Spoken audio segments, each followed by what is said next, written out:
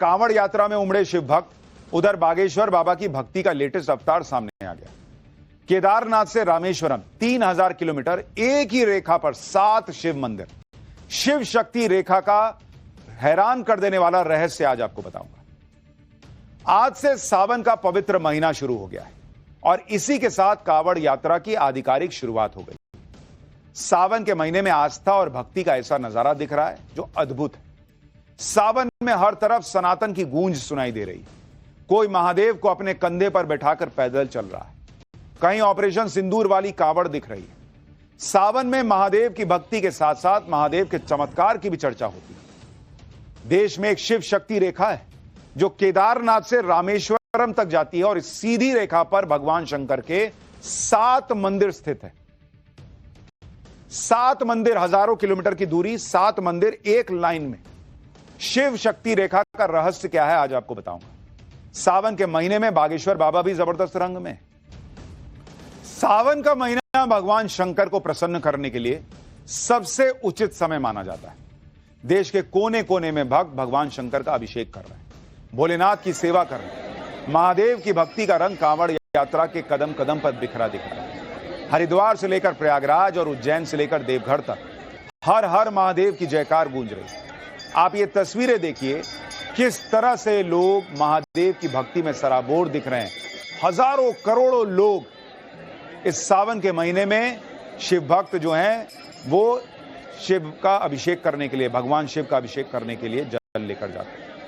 उत्तर प्रदेश के मुख्यमंत्री योगी आदित्यनाथ ने भी सावन के पहले ही दिन भगवान भोलेनाथ का अभिषेक किया। सीएम योगी ने गोरखपुर में पूरे विधि विधान के साथ भगवान शंकर का रुद्राभिषेक किया। सीएम योगी ने जल, दूध और ऋतुफल के रस से भगवान शिव का जलाभिषेक किया। सीएम योगी ने महादेव से उत्तर प्रदेश के लोगों के सुख, समृद्धि और कल्याण की प्रार्थना की। इस बार कांवड़ को कुंभ जैसा भव्य बनाया जा रहा है और इसके लिए सरकार ने कांवड़ियों के लिए कई तरह की सुविधाओं का इंतजाम किया है। कांवड़ रूट पर खाने पीने की शुद्धता बरकरार रहे, इसके लिए सख्ती भी बढ़ती जा रही है। इसके अलावा शिव मंदिरों के आसपास की दुकानों की जांच की जा रही है। खुद मंदिर प्रशासन के लोग कांवड़ फोर्स बनाकर प्रसाद की चेकिंग कर रहे हैं, जिससे कांवड़ यात्रा की शुद्धता भंग ना हो। देखिए कैसे प्रसाद की चेकिंग हो रही है, एक ग्राउंड रिपोर्ट देखिए। कांवड़ फोर्स बुद्धेश्वर महादेव मंदिर में बनाई गई है, जो सावन के महीने में अलग अलग दुकानों में जाकर इस बात की ताकीद कर रही है कि वहां पर शुद्धता का ख्याल रखा जा रहा है कि नहीं। महाराज क्या कर रहे हैं आप लोग यहाँ पे? हम लोग निरीक्षण कर रहे हैं। हाँ, तो क्या ताकीद, क्या हिदायत इन लोगों को? मतलब यह है कि मिष्ठान में किसी भी जो है प्रकार का मिलावटी तेल नहीं चलेगा। हाँ, और खासकर चमड़े का तेल। हाँ जी, कांवड़ फोर्स हमारा है और कांवड़िया वाले आएंगे यहाँ और अपना शुद्ध प्रसाद चढ़ाते हैं। इसलिए दुकानदारों से सबसे कहा जा रहा है कि कोई गंदगी नहीं और साफ सुथरा, कोई मिलावट नहीं होना चाहिए। कांवड़िया यहीं से प्रसाद लेते हैं, श्रद्धालु यहीं से प्रसाद लेते हैं। तो मंदिर के आसपास की जितनी दुकानें हैं वहां पर जाकर इस तरीके से अपना निजी सैंपल लेकर खाद्य विभाग को सौंपे जाने की भी तैयारी यहाँ पर देखी जा रही है। अब आप ये भी देख लीजिए कि प्रसाद की भी चेकिंग हो रही है कि भाई कांवड़ जो इतनी मेहनत से आ रहा है उसकी भक्ति जो है वो भंग ना हो जाए, उसकी भक्ति में कोई खलल ना पड़ जाए। अब यही कहीं चले जाते, किसी मुसलमान का ढाबा होता तो हंगामा कर देते कि अरे बाप रे बाप, देखिए मुसलमान पे अत्याचार हो गया। अरे भाई, वो प्रसाद की दुकान है, हिंदू की दुकान है, वहां भी चेकिंग हो रही कि भाई सब ठीक से चले। कांवड़ यात्रा में भगवान शंकर की भक्ति के ऐसे ऐसे रंग भी दिख रहे हैं जिसे देखकर आप हैरान हो जाएंगे। ये तस्वीर देखिए, 3 कांवड़िए अपने कंधे पर महादेव की विशाल प्रतिमा को लेकर यात्रा कर रहे हैं। ये तीनों हरिद्वार से राजस्थान जा रहे हैं। सैकड़ों किलोमीटर का सफर पैदल कर रहे हैं और कंधे पर साक्षात महादेव को विराजमान कर रखा है।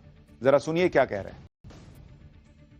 जहां आप अलग अलग तरीके के कांवड़ देख रहे हैं, वही कुछ ऐसे भी शिव भक्त दिख रहे हैं जिनके देखिए कांधे पर साक्षात भगवान भोले विराजमान है। ये तस्वीरें देखिए कि किस तरीके से जो तमाम जो शिव भक्त कांवड़िए हैं उनके देखिए कांधे पे किस तरीके से भगवान शिव की अलग अलग तस्वीरें जो है, अलग अलग मूर्तियां जो है वो दिखाई पड़ रही है।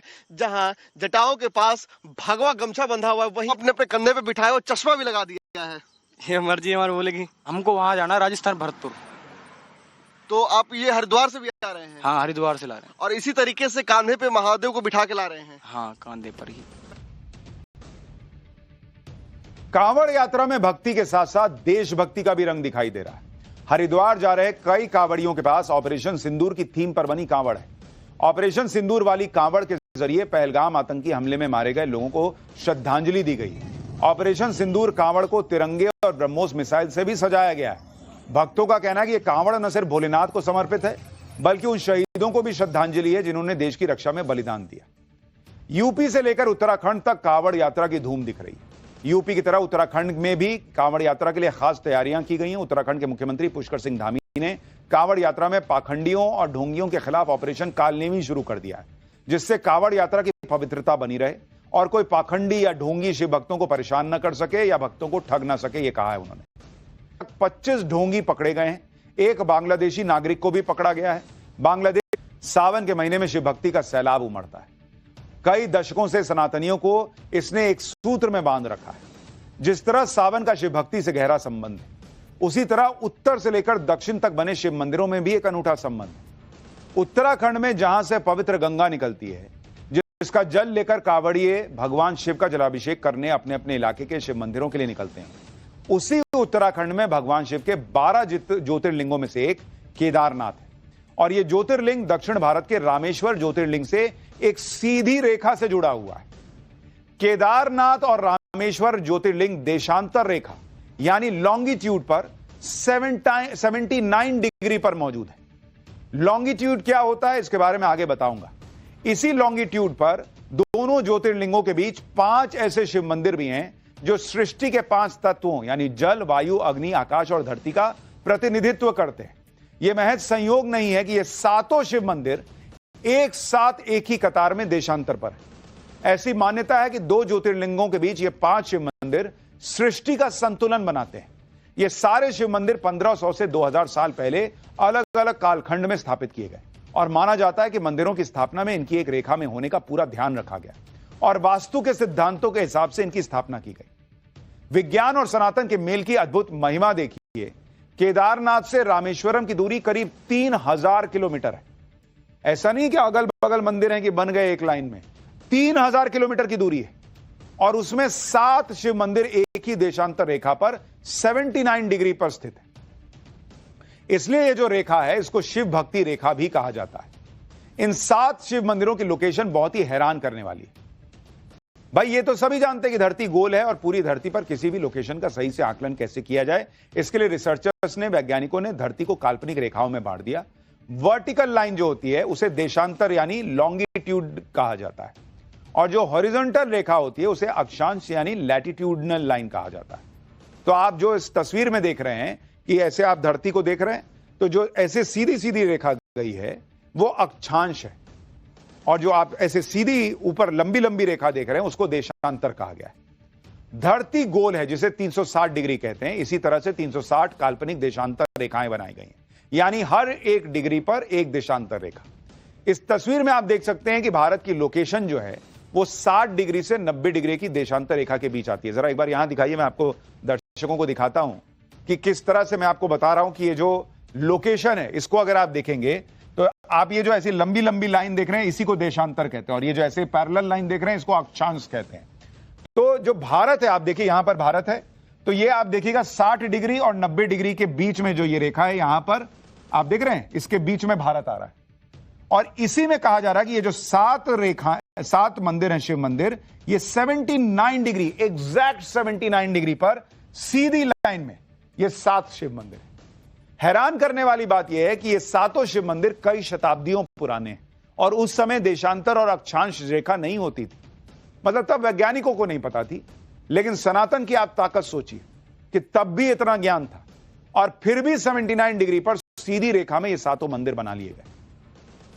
केदारनाथ और रामेश्वरम ज्योतिर्लिंग के बीच में एक रेखा पर स्थित शिव मंदिरों की महिमा और यह सृष्टि के किन 5 तत्वों को प्रतिनिधित्व करती है इसके बारे में आगे बताऊंगा। पहले देखिए कि शिव शक्ति रेखा बनाने वाले ये 7 शिव मंदिर किस तरह एक सीध में बने हुए हैं।